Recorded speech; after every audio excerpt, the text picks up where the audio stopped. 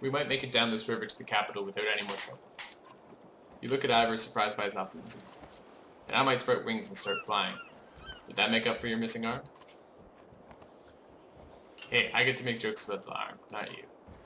So I suppose that's fair. So what are you worried about now? I think you should make use of this trainer and his tent that we haul around everywhere. You've led fighters in battle before, but there's always more to learn. So let's bank the ships and challenge your skills a bit.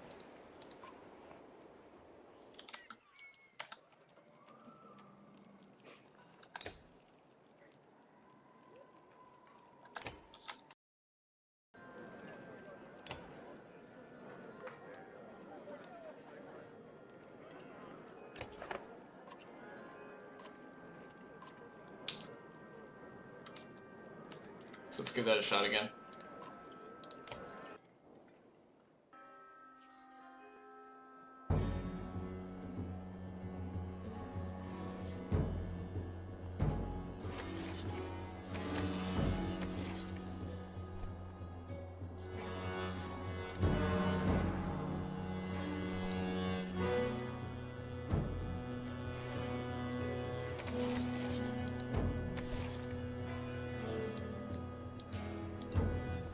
I keep forgetting to move my units before.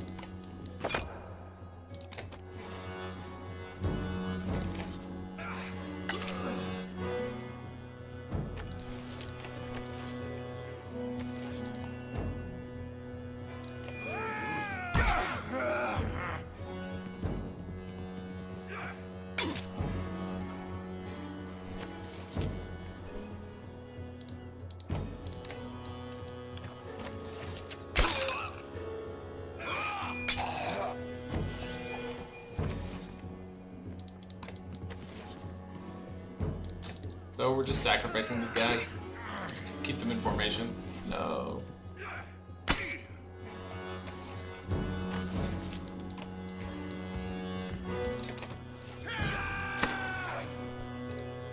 She should be able to get the kill using puncture here. Oh, no, she can't.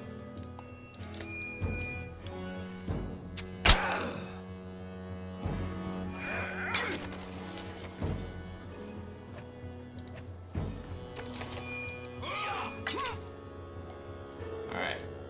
So we can use Sundering Impact to damage all three guys here. So now we just need her to get a kill with puncture.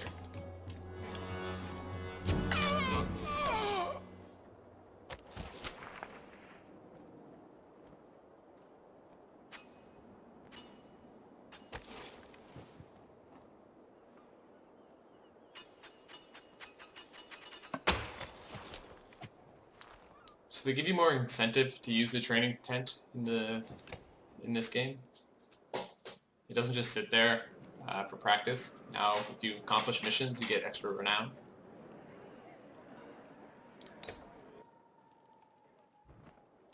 You watch for a moment as Ivan, Juno's apprentice, and the mender found nearly dead at Ridgehorn, moves his staff in a complex pattern, preparing some armor. Not a bad festival trick, right? I've seen worse. And I've seen better, like yours back in Boasgard, with stopping Bellower. For all the good it did. Ivan watches you, studying your face before speaking. I know the pain in your eyes. Remember when we left Sigurd home? I just knew if we would wait one more day, Juno would arrive. And you were wrong. Like you are now. You saved hundreds of lives, each one grateful for your leadership. And all it cost me was my daughter. I'd give anything to have her back. Ivan's face falls. You don't know how dangerous that thinking can be. What do you mean? He seems to shake himself from some distant memory. Nothing, just believe me. You protecting these people, seeing them to safety, it's the only hope for the future. Ivan picks up the repaired armor, hitting it with his staff to test it. I'm glad we could talk, but I need to check on the fighter who was wearing this.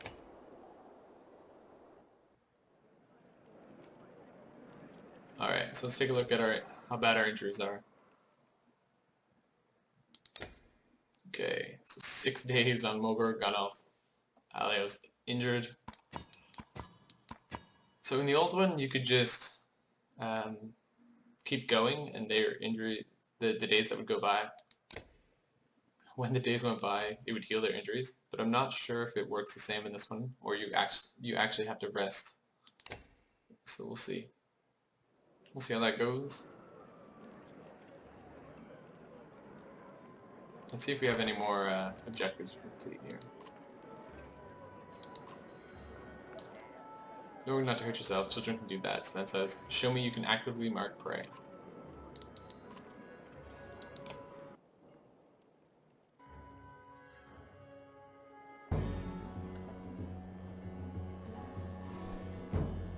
Use mark prey to have 4 allies strike an enemy.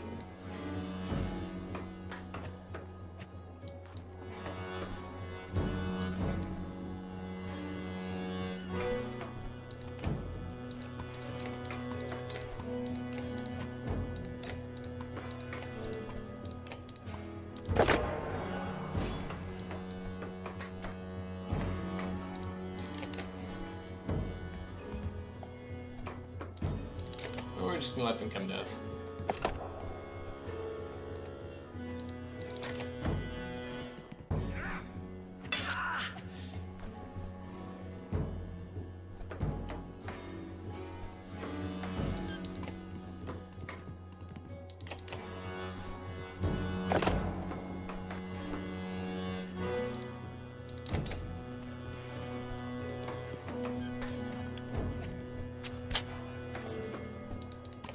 Okay. So that should do it. These two, the spearmen, and at least one of the archers should be in range.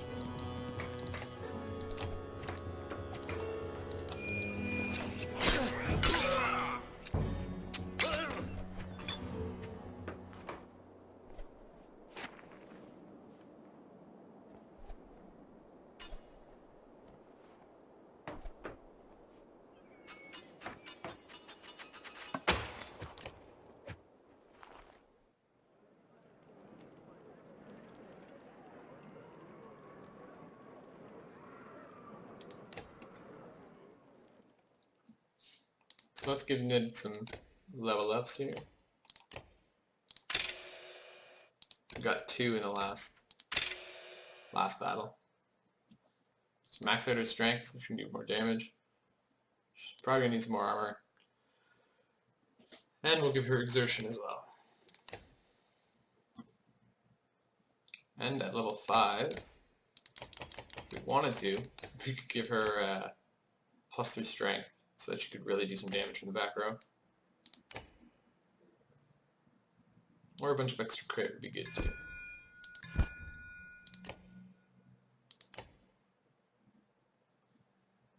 So let's hit the road for a day and see if any of these guys' injuries go down. So right now they're at 6.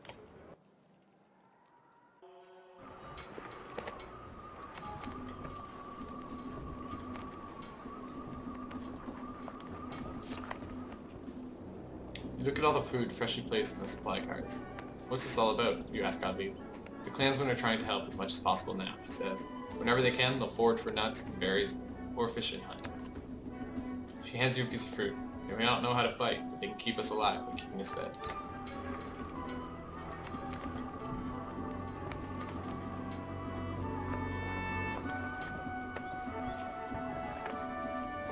Shouts from one of the rear longships grabs everyone's attention. The quick construction is faulty, and the ship is taking on water fast. With dredge on the bank and all other ships almost at capacity, you consider your options. Bank them for repairs, have the clansmen board other ships, dump supplies to make room on other ships, or ask the shipwrights for advice.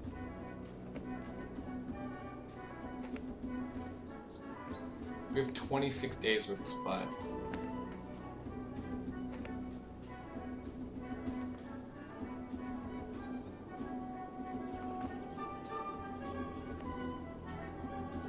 Dump the supplies and make room on other longships.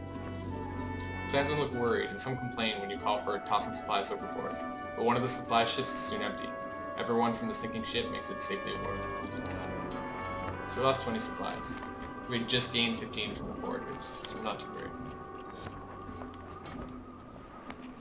Maybe banking and then resting after would have been better. So a desperate-looking lot of adults and a varl stand on the shoreline, waving you down. Probably look similar going anywhere with either. They look hungry, but can they be trusted? Slow the boat and ask their need. The basics, Varl says. Food, safety, trade routes are empty. Of the 24 humans, half look like they've seen bad. Come aboard, you'll have food and safety. Everyone carefully files onto a couple of the less burdened ships and starts eating. Clip, the Varl says, which you take as his name and his appreciation.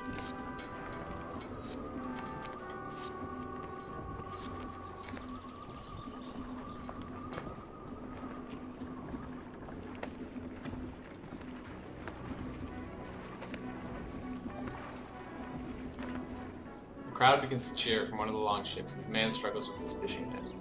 As his catch nears the surface, some voice concern. They're close enough to make out a large shape, and what looks like fur or hair in the net.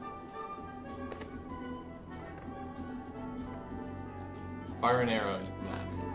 Your arrow finds its mark just before the net breaks the water. Those around you applaud your quick thinking. Whatever's in that net won't have much of a fight in it left, says a man beside you. Bear cub, shouts the man with the net. Long dead. What's it mean? Superstition blows across the ships, like a gale. Talk of plague and famine make eyes go wide.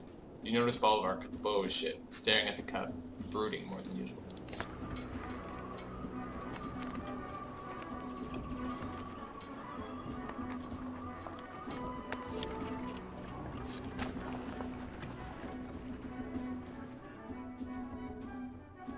So, we traveled for 2 days.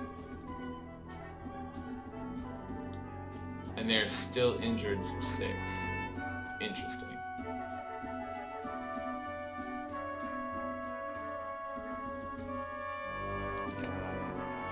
So it looks like we're going to have to rest. Resting is going to be a lot more important in this game. You can't just travel for 6 days and have them resting.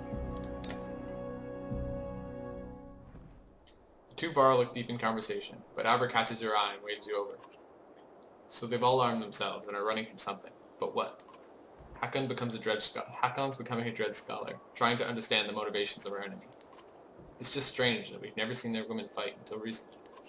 Good thing, too. We might have lost the Great Wars. You think about what to say. What happened back then?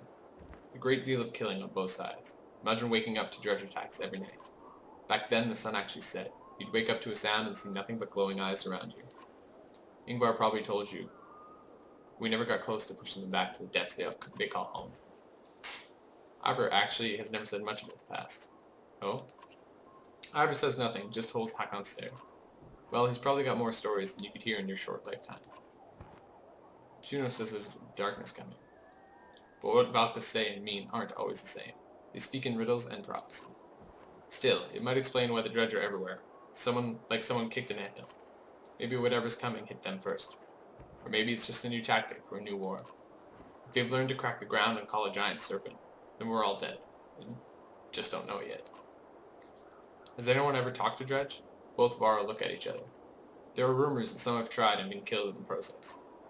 It's a lot of nonsense. Tales about the sound of a Dredge's voice making your skin fall off. So there's been no communication with the enemy? Is that normal? We were too busy killing to worry about a fireside chat. Besides, they only ever make warbling sounds. I'd guess if anyone has talked to them, it'd be the Valka, but good luck getting them to give you a straight answer. I'll leave you two to figure it out. You should know the clansmen have been talking about us killing women and children, Dredge or not. It's not sitting well with anyone, which is probably the way it should be. I say if it's us or them, we'll make sure we're still standing. I'm bothered more by your decision to destroy Enertov's bridge. Let it go, Hakon. It was the best decision at the time. To collapse a bridge that cost thousands of our lives. If it weren't for your damn horns, Ingvar, I'd swear you were an overgrown human. The two giants begin trading insults and you step away, letting them dead.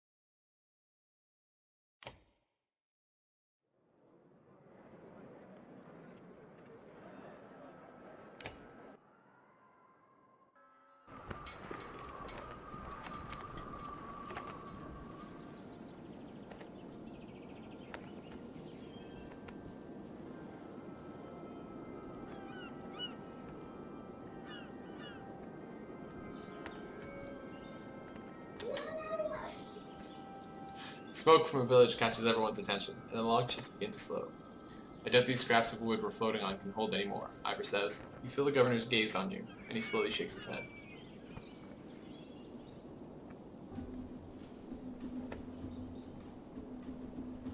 You want me to turn my back on them? It's not that, Ivor says. It's just that if you try for too much, sometimes you're worse off than not trying at all. We'll help as many as we can. When the ships land, you and a few others rush towards the smoke. But the closer you get, the stranger the situation. There's no sounds of battle or people panicking to put out fires. Keep going, Volvar growls. We'll see what the dead are carrying. The Varl's comment defies tradition, but so do many things about it. Push to the village or turn back? We'll turn back. No, you say. Something's not right. You stop and shout. Return to the ships. The Raven leader growls at you as everyone turns to head back, but he follows. On the banks, a small force of strangers heads towards the supply ship, but stop when they notice your return. A man riddled with desperation steps forward. Sorry for the ruse. Hunger makes men take risks. You know. What about your burning village? It's empty, he says. Others went north days ago, taking what little was left. Not sure what stopped the trade carts, or where all the fish went, but these buildings are only good for signaling for help now. If you come with us, you fight alongside us. You got every right to pin us with arrows, and you offer us food and a way out of here? The man's eyes are wet and blinks rapidly. We'll earn our keep. You hear Ruggish snorts disapproval.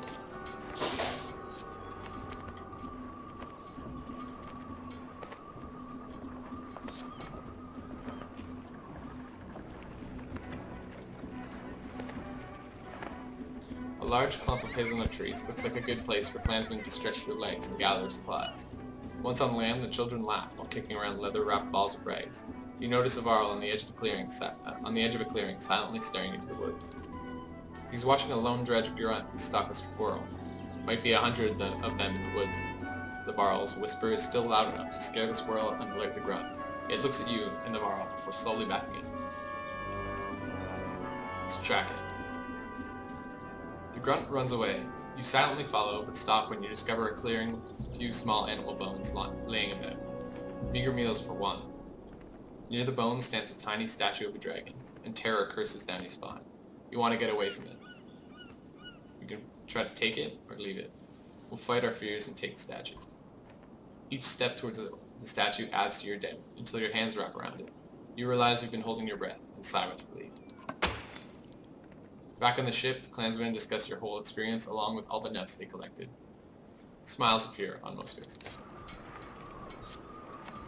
So we got some renown, a bunch of supplies.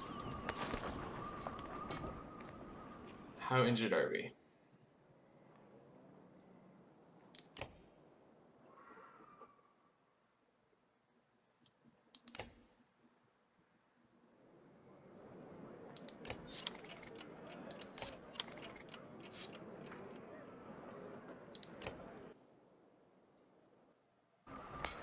Carved rock on a vacant island.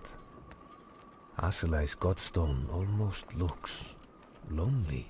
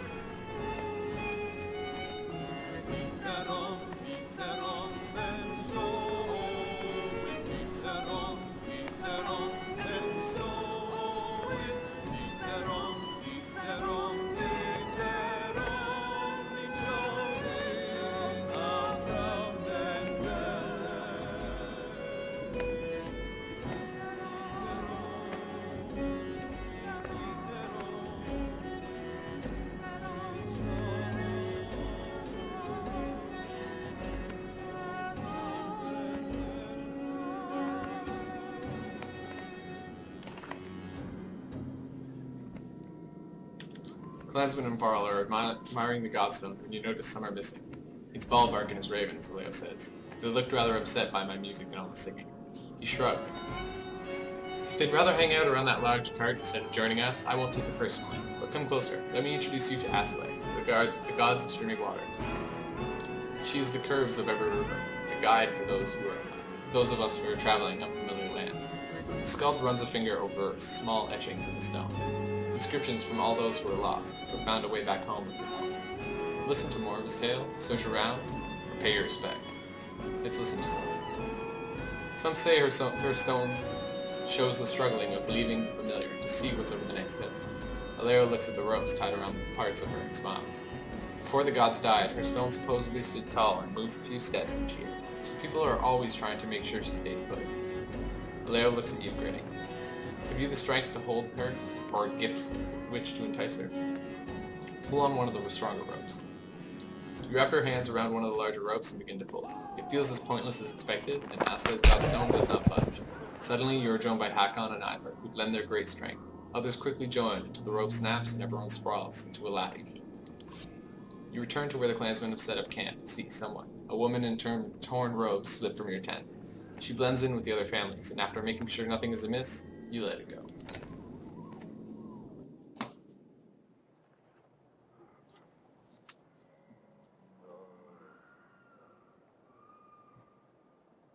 So, if you get into a large battle, your fighters need to protect your clansmen. If you don't have enough, you'll have larger losses. So you can choose to train as many clansmen as you like. Usually in batches of 50 or 100. So that's what this is going to be here. So we'll come on in, let's have a look at you. The trainer looks past you as some boys and girls, eager to learn. Teaching fighting to the young, Sven muses. They won't go back to hunting and foraging for food, you know. Sure you want to go through with this? We need the protection. Sven blows out all his air through flapping lips. Then let's get it done. How many you want fighting for you? We have 300 clansmen.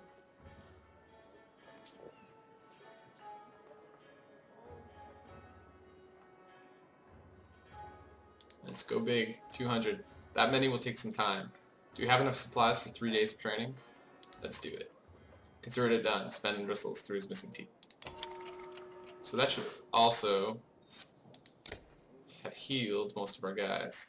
Perfect. But we probably greatly reduced our income of foraging on the road.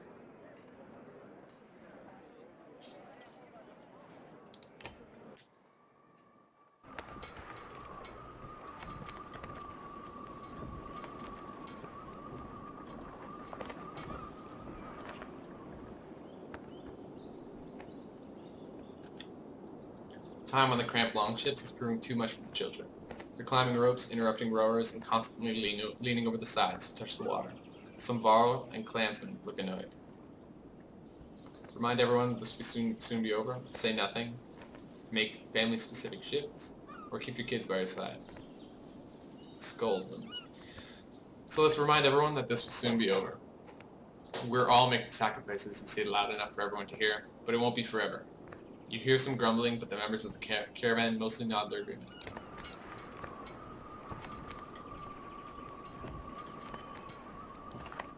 A cool breeze across the water works its way into your cloak. You shift to block the wind and feel something press into your hip. You feel around at another item in your pack. You don't remember obtaining it. So Aselei's trail? So we picked up 2 items recently. We picked up this one, Aselei's Trail. Festival beads remind you of the families and traditions at stake. 2 will, 2 strength. It's really good, actually. And we also picked up the Gorham statue. Slightest glimpse of this ruined dragon statue keeps most at bay. Knockback on strength attacks of 3, 2 will per kill, and 1 strength. What was the other one that I have knockback on?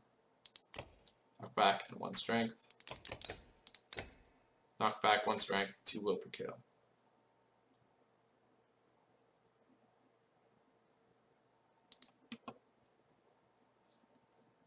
So I think we're going to promote up. Who do we got here? Ivor is going to be our main character. Rook is going to be in there a lot. Ivan should be in there a lot.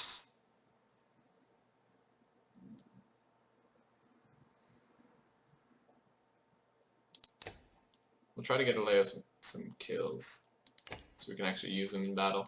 He has decently high strength. Hogan and Mogan would be good. Eric.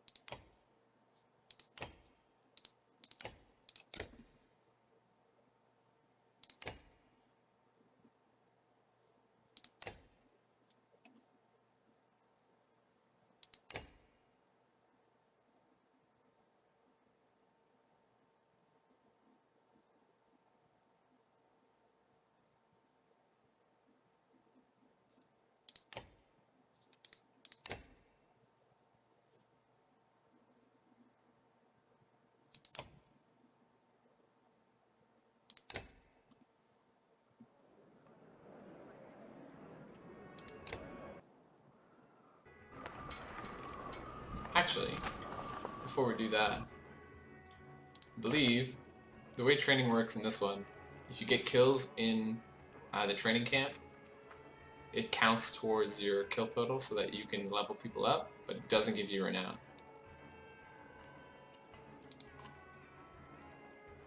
And you don't take injuries either.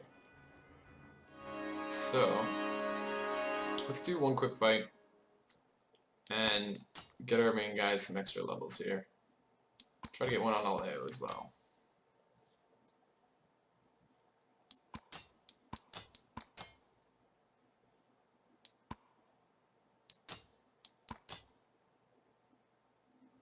Do this.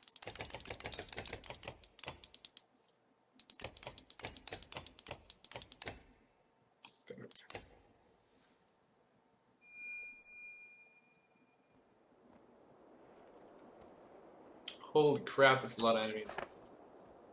Training tent allows you to safely spar with other fighters in your caravan. While sparring, your fighters are never injured or granted renown.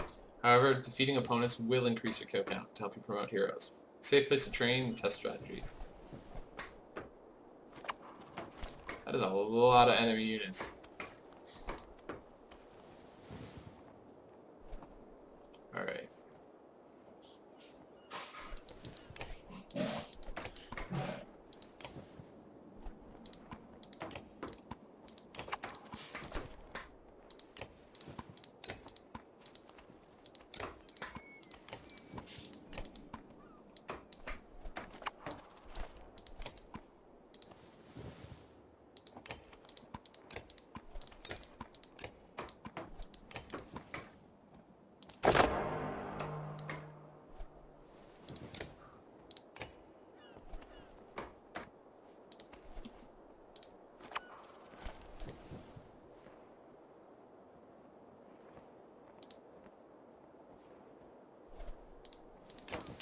I guess you just wait for them to come to us.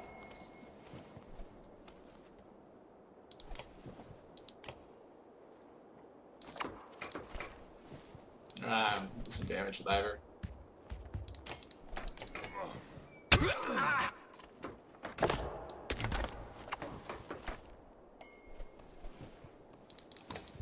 gonna shred some armor.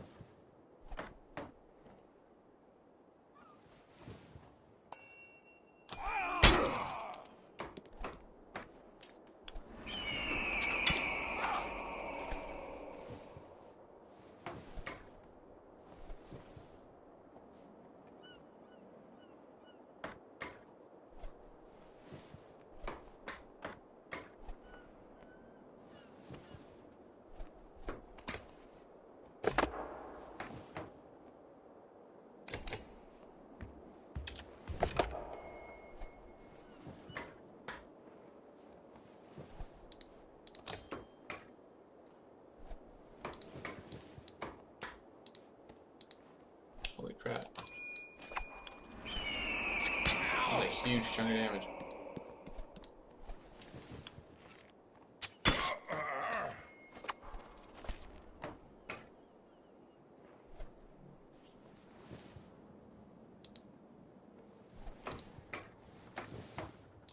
Let's walk up and take out these archers. They're going to be probably bigger threats later.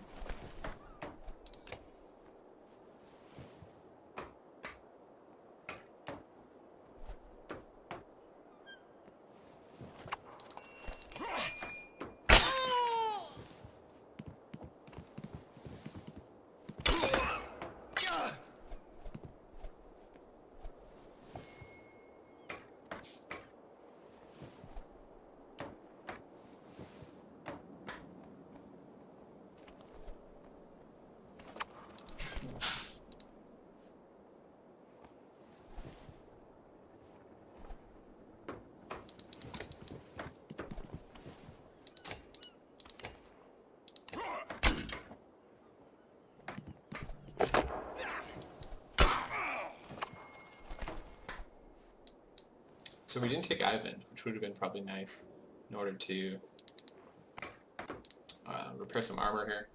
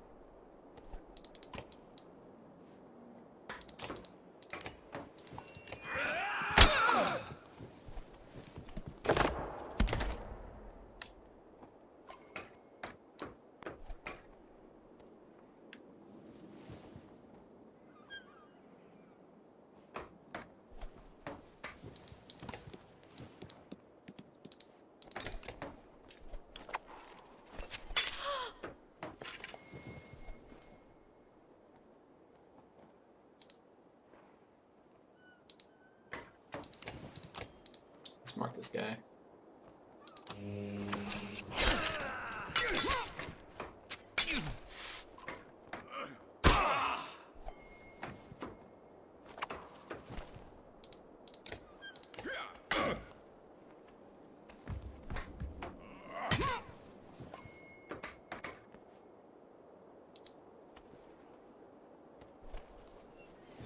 Just keep doing Tempest down here.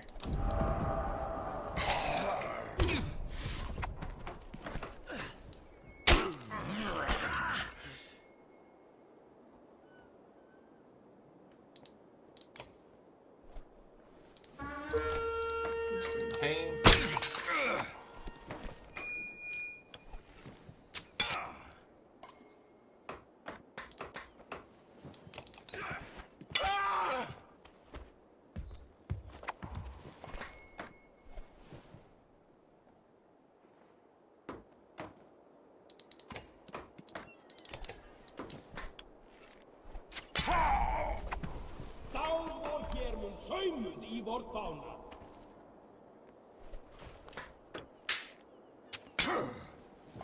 Don't think we're going to be able to get to that archer.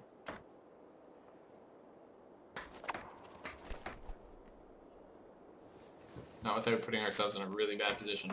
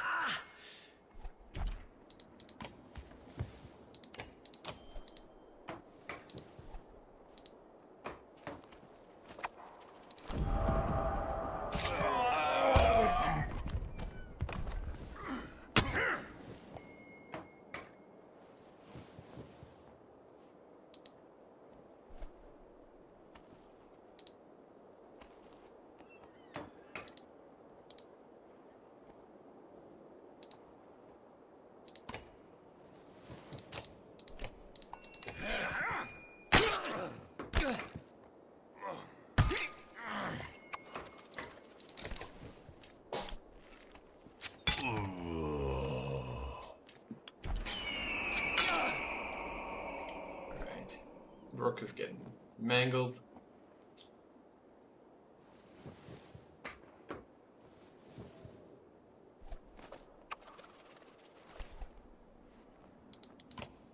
I think we can mark the Bray here with Gil, giving us some backup. And down he goes.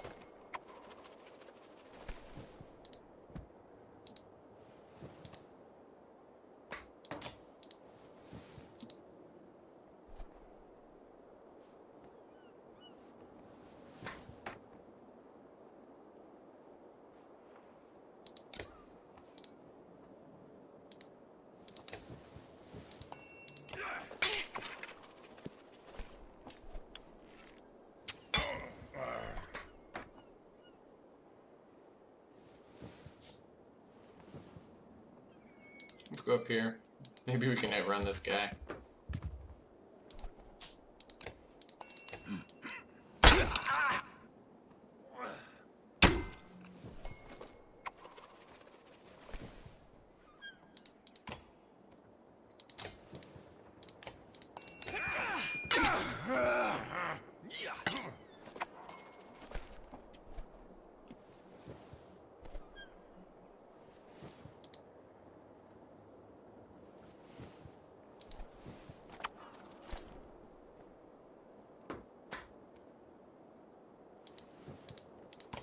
We're gonna need your ability to still do some damage in this fight.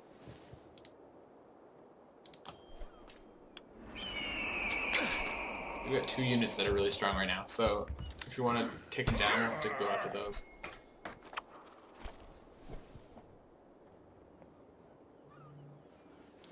Go up here, give him an extra stat of armor. Take this guy down slowly.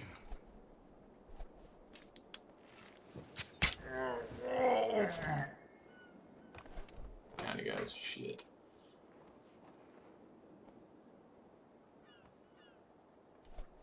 I guess we try to kite. Let's see. Which one's next? This one's next. I can do some damage. Might as well try to do as much as I can.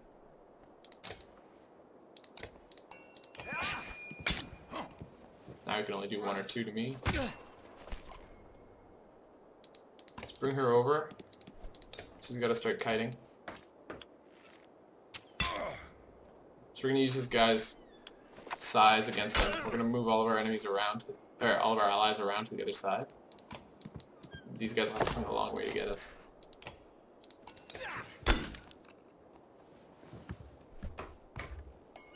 Not to mention we left these guys injured so that they'll waste up turns. So we can kite this guy pretty effectively. Use 1 willpower to get him all the way around. He's got all of our armor breaks, so we really don't want this guy to go down.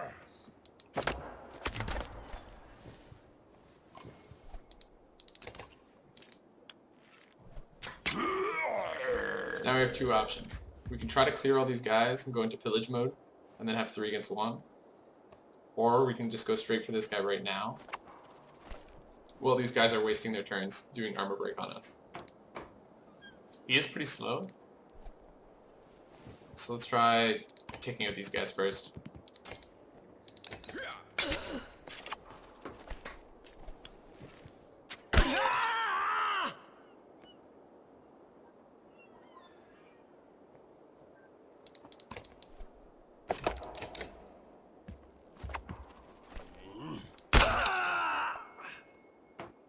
So we're going to start kiting with her again. Even if I move, I still get 2 on him. So what's her extreme range at? So I can move 3 upwards and still hit this guy. It's 1, 2, 3.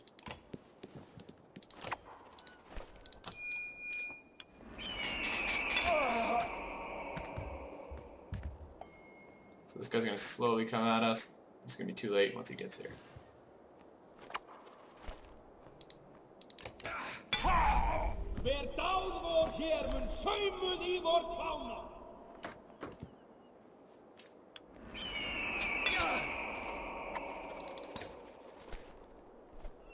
This might be a mistake.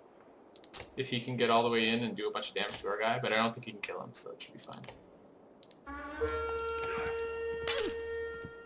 12 into 8, shouldn't be able to kill. Okay.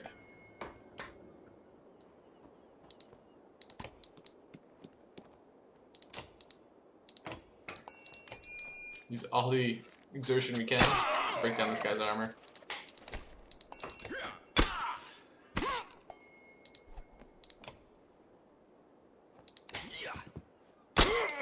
He's gonna probably go after our archer. Oh. There we go. So we made it through. It wasn't looking like we were gonna make it near the end there, but we just used their size against them. Alright, cool.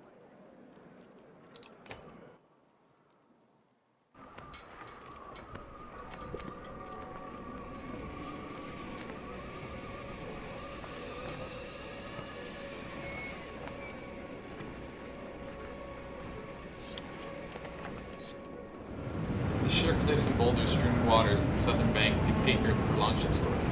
The droning sounds of the dredge accent their quicker pace as they follow your ships along the northern bank. Dust and mist make it hard to see ahead.